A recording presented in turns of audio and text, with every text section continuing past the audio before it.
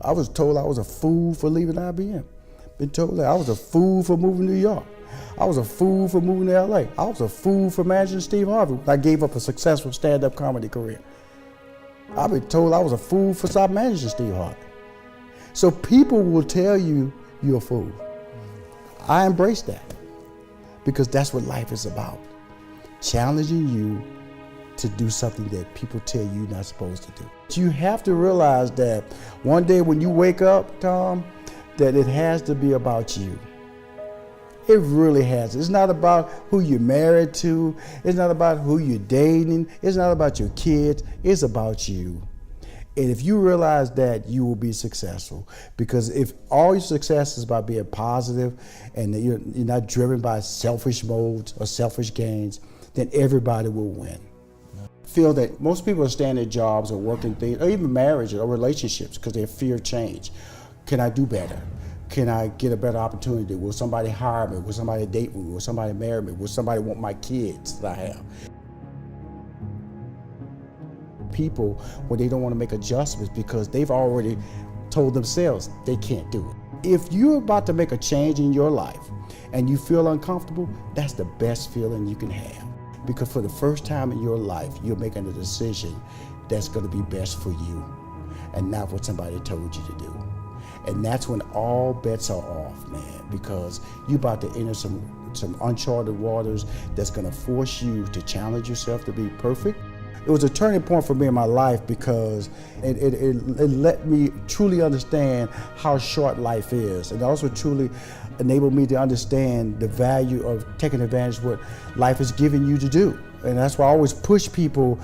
I push myself. Because I know I've seen it. I've seen death. I've seen people, children. I've seen adults. I've seen senior citizens. I've seen people who were happy one day and weren't there the next day. If you want to be successful, you have to write down why you want to be successful. Because a lot of people might say, I want to do it for money. I want to do it for passion. I want to do it for cause. That why will determine the steps that you have to put in place to be successful. And shooting for perfection is all good. You don't shoot for average because you're not going to hit all the time. If you shoot for perfection and you hit good or great, then you're winning. Don't ever shoot for average. I just try to get people to understand, don't be average. When you want to do something in your life, you don't put options out there. You don't put a B plan. This is what you want to do. You commit to it. You and anybody watching this show, drive around. Start setting your goals. Because see, if you start setting your goals, then you have dreams. If you have dreams, then guess what? It brings on expectations. Those expectations can only be reached by proper planning. If you plan, you will win. I don't care. Yeah, you're going to have setbacks, but you got to plan. That's what everybody's supposed to do a certain thing, but they don't want to do it. Let somebody else tell you what you cannot do. But in the process of that, prepare for success. In other words, are you willing to put time in your next move? And a lot of people say things like, I'm not a morning person. I don't really know what that means. I really don't. I have 24 hours in the day. I try to take advantage of every hour. And I have certain rules that I initially tell people on a regular basis. If you want to start living a successful life, start locking into a consistent time that you should get up every day. Don't let it deviate. If you say get up at 8 o'clock, don't hit that snooze and get up at 8:30. I get up at 4:30. That's just my time. I'm not a happy guy getting up, but that's a goal I set. And I'm gonna just tell you this honestly. If you keep it simple, you can find your voice. And also know that you operate off short-term goals. When you don't know where you're going in life, do not look 4 years down the line. Do not look 2 years or a year. You look next week, next month. You keep your goals short. And that way, as you accomplish those goals, then you can start piling up little trophies or little moments to know that you're actually accomplishing something. You're actually climbing the steps to success.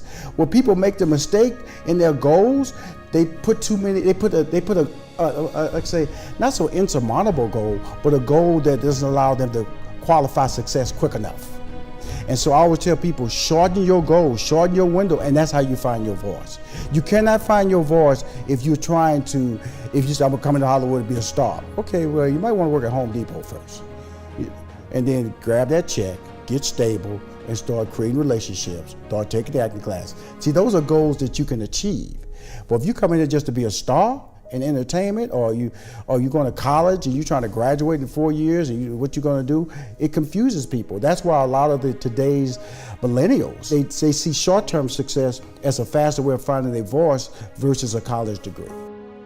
That's when I discovered that you got to have a team. And so I built a team around him. And when I stopped managing him, I was trying to figure out who Rushion was by myself. And that's terrible, because you got to have people around you that tell you you're great, got to remind you you're special, got to remind you who you are and what you've accomplished. Because it's a general take is that as you build your life, you kind of narrow your accomplishment. In fact, you kind of throw away your successes. And so that's why it's important to have people in your life that are there to pump you up, to tell you, no, you've never done it that way like that before. You're committed to a certain plan of opportunity. Rushion, you shouldn't do it that way. You got to have a team to remind you of what you can do and what you've done.